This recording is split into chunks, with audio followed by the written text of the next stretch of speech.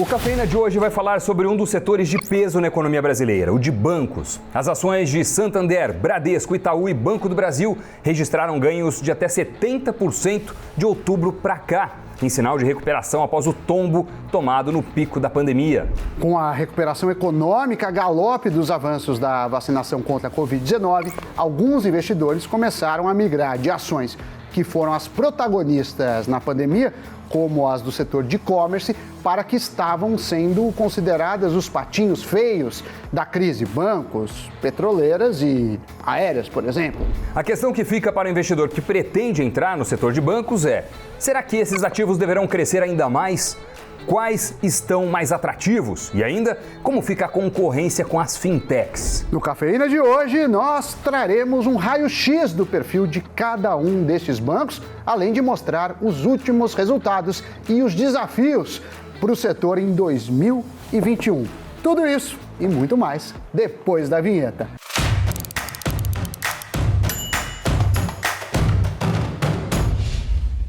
Amiguinhos e amiguinhas, mais um Cafeína sendo iniciado aqui nos estúdios do Invest News. E é isso que eu tinha para falar. Podemos começar. Vamos falar a respeito de bancos, um tema que chamou bastante atenção ao longo de 2020. Muitas perguntas foram enviadas a respeito disso. Afinal de contas, o que vai acontecer? O setor bancário sempre foi muito forte na Bolsa, mas e agora? Quais são as perspectivas, né? Ele não estava se recuperando na mesma velocidade do Ibovespa, enfim, é um pouco disso que a gente vai tratar. E tem a questão da pandemia, que obviamente afetou muito o setor, porque menos movimentação, até maior chance de inadimplência, tanto de empresas quanto de pessoas físicas, mas você tem uma questão da mudança de hábitos, né? A gente vê vários bancos grandes, o próprio Banco do Brasil anunciando aí que vai cortar mais de 5 mil funcionários, né, com um plano de demissão voluntária, também fechamento de várias agências, os bancos digitais vindo aí e ganhando grandes e muitos adeptos. Começou com jovens, mas hoje já abrange uma parte muito maior da população. Então, acho que o setor bancário tem particularidades que dependem da pandemia, mas tem outras coisas que não, e é isso que iremos falar hoje. E sabe que a esse respeito eu estava até conversando com um amigo que tem... Tem banco? Não tem banco, mas tem terrenos e imóveis que alguns dos bancos tradicionais locam, e ele relatava como mesmo os bancos, pensa alguém que sabe ganhar dinheiro, banco, né? Sim. Que os bancos estavam apertando na negociação de renovação e também fechando várias dessas unidades de agência.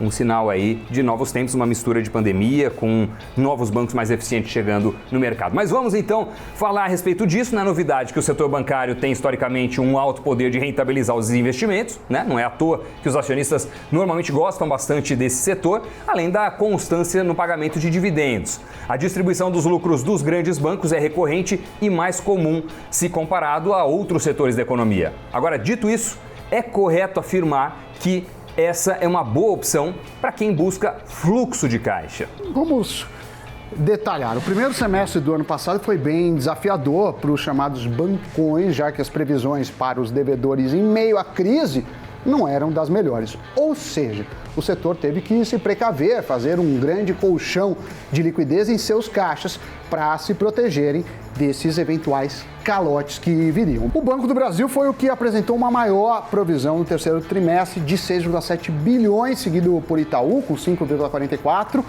bilhões também, Bradesco com 5,4 bi, Santander Brasil com 3,1 bi.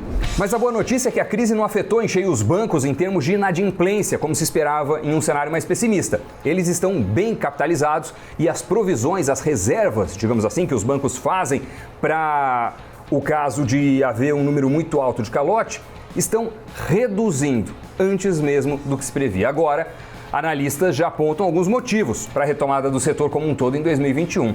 Um deles é a volta do mix de crédito voltado a pessoas físicas, isso deve gerar uma maior rentabilidade.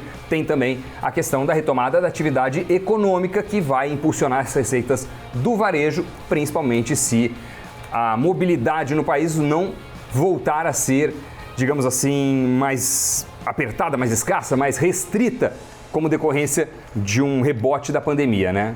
E falando em restrição de mobilidade, esse foi, na verdade, um fator que levou os clientes dos bancos a utilizarem em massa os serviços digitais oferecidos pelas instituições. Com isso, os grandes bancos começaram uma verdadeira operação de guerra quanto ao corte de custos. Nos 12 meses contabilizados até novembro do ano passado, foram fechadas quase 1.500 agências no país. Esse número é praticamente 80% a mais que nos 12 meses anteriores, segundo dados do próprio Banco Central. E como uma coisa está ligada à outra, também foram adotados planos de demissão voluntária, o chamado PDV, que o Sami citou agora há pouco, para diminuir as despesas com o pessoal. Entre os 5 maiores bancos, o Bradesco foi o que mais fechou agências no ano passado. Em seguida, foi o Banco Itaú, segundo os relatórios apresentados aos acionistas. A tendência agora é aumentar a tecnologia dos serviços em todas as operações envolvidas via internet, incluindo aplicativos, além da criação de agências satélite, que funcionam com apenas 2 pessoas. Agora, muitos investidores estão analisando o crescimento das fintechs. Será que estamos em uma guerra entre a solidez, suposta, e a tradição dos bancões versus a tecnologia aliada a menores custos, mais eficiência e a redução de burocracias? Apesar do nítido crescimento dos chamados bancos digitais, isso ainda não deixa claro que os tradicionais vão acabar. Podem, inclusive, surgir boas parcerias entre eles, mas uma coisa é fato: a inovação das fintechs está certamente incomodando o modelo antigo que sempre funcionou, ou pelo menos até agora. Em contrapartida, Doni, os bancos têm tirado lição também dos novos modelos, Um exemplo é justamente essa redução de funcionários, de agências. Agora, concorrência é bom, entendo que a sociedade ganha com isso. É claro que para o investidor do bancão, ele pode perder dinheiro com isso, mas como sociedade, não há dúvida. Tem também outros elementos que entram na análise desse setor como um todo. Podemos falar do Pix, do Open Banking, que podem pressionar a receita de tarifas dos grandes bancos e, consequentemente, afetar negativamente o retorno sobre o patrimônio líquido, o ROI, nos próximos anos dessas instituições mais tradicionais. No terceiro trimestre de 2020, a média do ROI anualizado de todos os 4 bancos foi de 13,5%, segundo um cálculo da Economática. Esse é o 4º menor ROI da série histórica. Doni, e também, segundo o último balanço, os bancos também registraram uma queda de 29% no lucro quando comparamos com 2019. Santander é uma exceção. Porém, todos eles registraram uma alta de 28% quando passamos a fazer uma comparação trimestral. Então, a soma do lucro tanto do Bradesco como do Banco do Brasil, Santander e Itaú foi de aproximadamente 17,4 bilhões, a gente não está falando do valor dos bancos, e sim do lucro. Exato. E quando a gente olha para as ações, segundo analistas do Banco Credit Suisse, há uma tendência de alta dos papéis dos grandes bancos e ela deve se manter, já que existe um cenário positivo com relação à recuperação da economia. Já se esperava uma melhora nos lucros dos bancos na comparação trimestral, o que foi de fato apresentado no balanço financeiro do terceiro TRI, que é o mais recente disponível. Agora espera-se que os futuros balanços apresentem melhores resultados gradativamente. A gente vai acompanhar. Mas diante de tudo que falamos, pode ser que quem nos assiste ainda fique com dúvidas sobre como escolher qual é o banco mais indicado para a sua carteira. Então, trouxemos uma análise do perfil de cada um. O Bradesco conta com uma maior diversificação de receitas entre os demais bancos e suas operações se integram muito bem. E aí, Doni, o Bradesco chama atenção, que ele tem uma boa parte, 30% da receita vem do setor de seguros. Então, para muitos analistas, ele é bem resiliente. É um banco com maior exposição à economia real e ainda tem muitas agências espalhadas, que pode ser um bom motivo ou um mau motivo, Tem muita agência no interior do país. Vamos falar de um outro banco então, o Banco do Brasil. Ele pode ser considerado barato e digitalmente competitivo. Ele conta com o maior número de downloads dos aplicativos e o maior número de usuários ativos mensais, bem como boas avaliações. Tem domínio no setor agrícola, já que cerca de 1/3 da sua carteira de crédito está vinculada ao setor, que é um dos que menos sofrem com o impacto da crise. 10% da sua carteira estão ligados ao crédito consignado, que tem menor risco de inadimplência.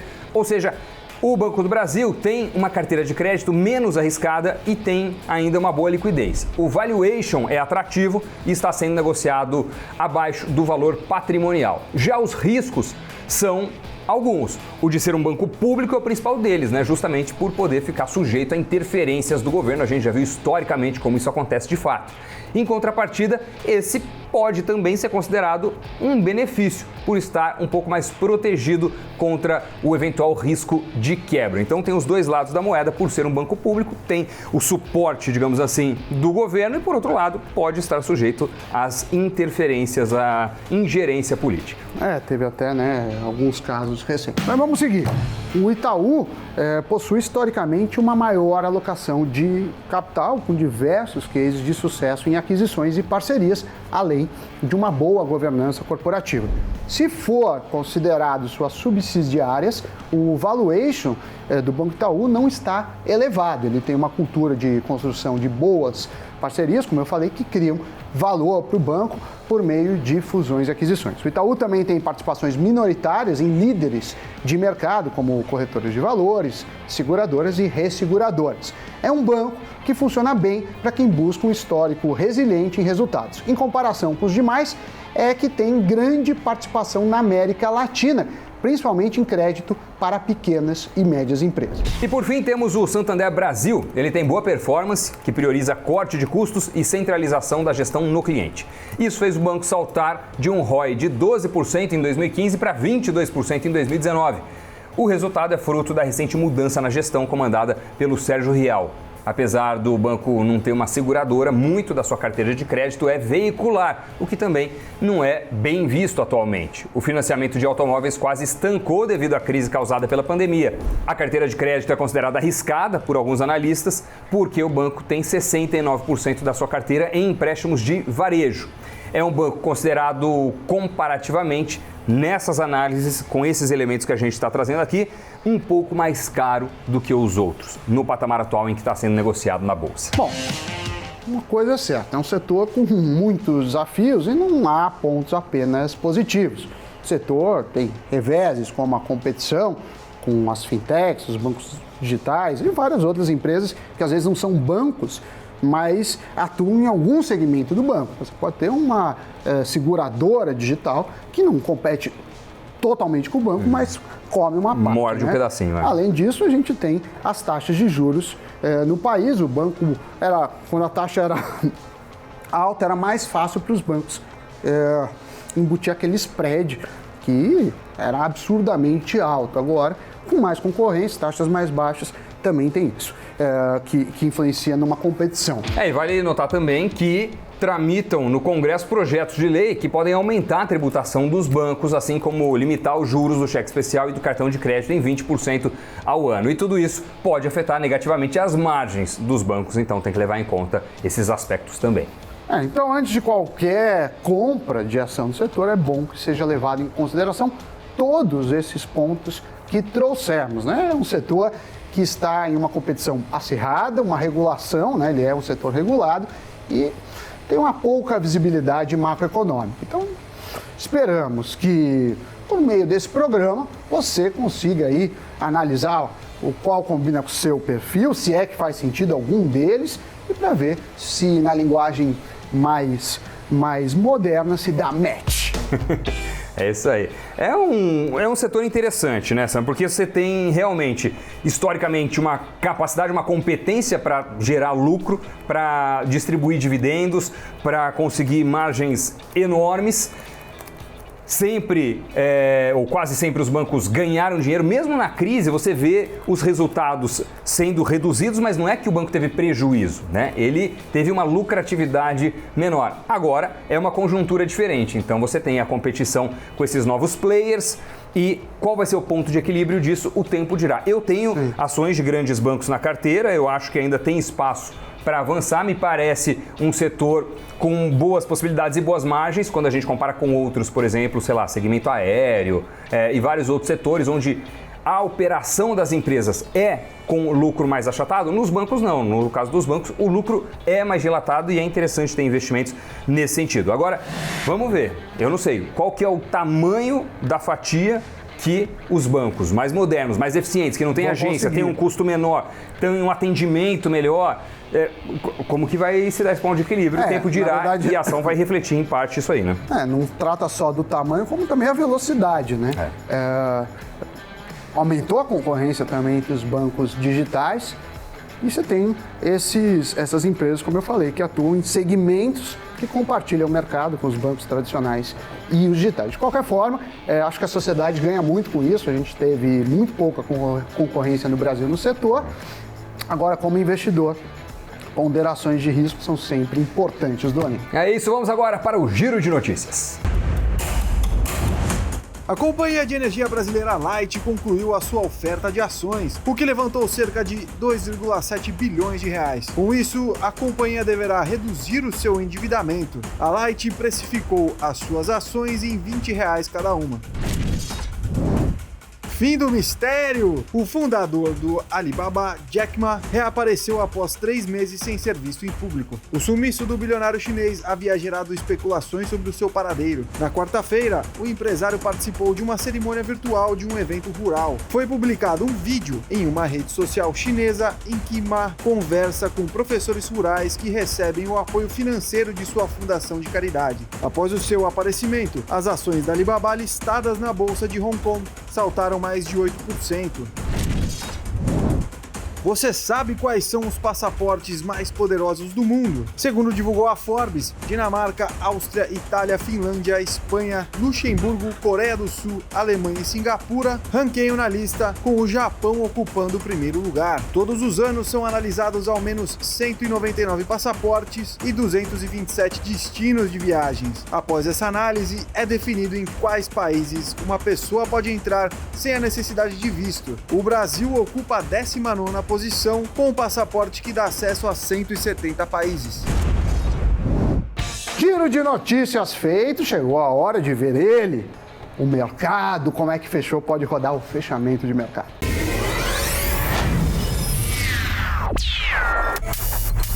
O Ibovespa recuou no último pregão, apesar das expectativas por estímulos por parte do governo de Joe Biden. No Brasil, permanece o clima de cautela com atraso na vacinação contra a Covid, além das expectativas quanto à divulgação da Selic, que aconteceu após o fechamento do mercado. A taxa básica de juros foi mantida no atual patamar de 2%. A bolsa encerrou o dia em queda de 0,82% aos 119.646 pontos. No dia, as maiores altas foram de B2W, Magazine Luiza e Lojas Americanas. E as baixas foram lideradas por PetroRio, Embraer e Santander. Já o dólar terminou o dia cotado a R$ 5,31, uma queda de 0,63%.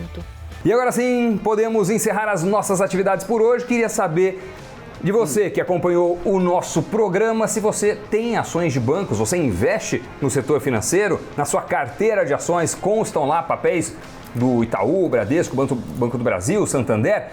Conte para nós, queremos entender um pouco mais de como é o seu perfil de investimento e quais ativos você tem aí no seu portfólio, beleza? Deixa aquele like, né? Se não está inscrito ou inscrita no canal, se inscreva. Nos ajuda, comente, compartilhe e acompanhe o Invest News aqui no YouTube e também em outras redes sociais, no site, que é o investnews.com.br. Nos vemos durante a programação. Tchau, tchau.